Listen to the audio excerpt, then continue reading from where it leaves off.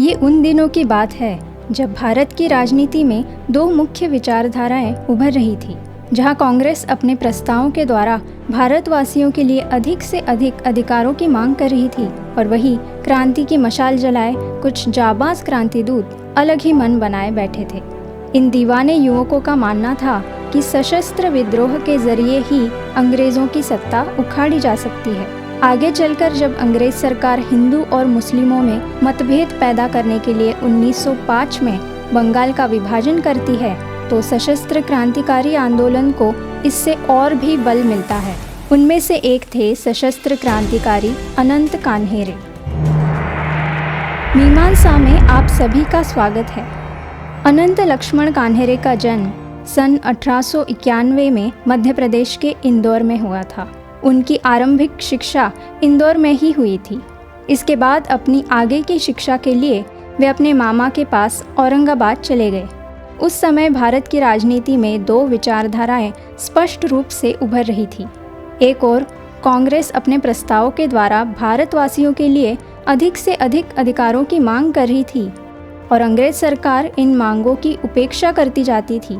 दूसरी ओर क्रांतिकारी विचारों के युवक थे जो मानते थे कि सशस्त्र विद्रोह के जरिए ही अंग्रेज़ों की सत्ता उखाड़ी जा सकती है।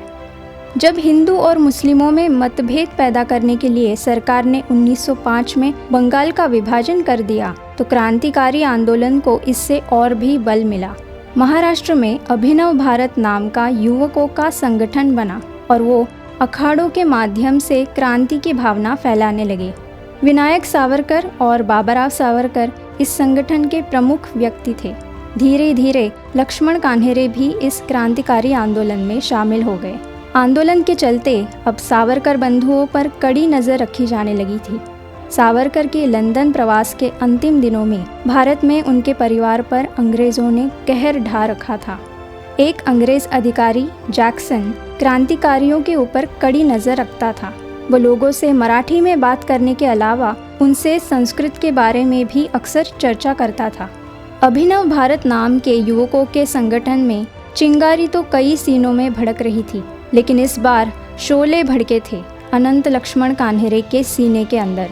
कुछ युवा क्रांतिकारियों ने मिलकर जैक्सन को मारने का प्लान रचा, जिसके चलते 21 दिसंबर 1909 को जब जैक्सन नासिक निवासी गण के विजयानंद थिएटर में नाटक देखने पहुंचा, तो अनंत कान्हेरे ने सामने से आकर पिस्तौल से उन पर 4 गोलियां चला दी। भारतीय अधिकारियों में से एक पलशीकर और मारुतराव ने वहां मौजूद अन्य लोगों की सहायता से अनंत को पकड़ लिया। मात्र 18 वर्ष के थे अनंत उस समय।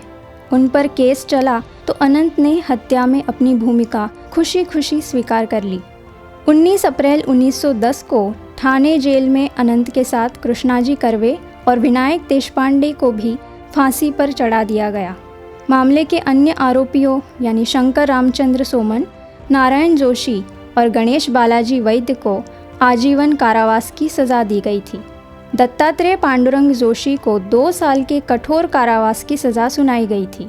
और सबसे दिल दहला देने वाली बात ये थी कि अंग्रेज़ों ने इन बलिदानियों की अस्थियों को भी उनके रिश्तेदारों को नहीं सौंपा था, बल्कि ठाणे के पास समुद्र में फेंक दिया था।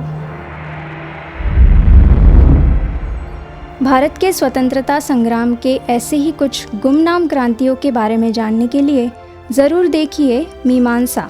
साथ ही इसी तरह के इंटरेस्टिंग वीडियोस देखने के लिए हमारे सागर व्यासपीठ इस चैनल को सब्सक्राइब करना ना भूलें।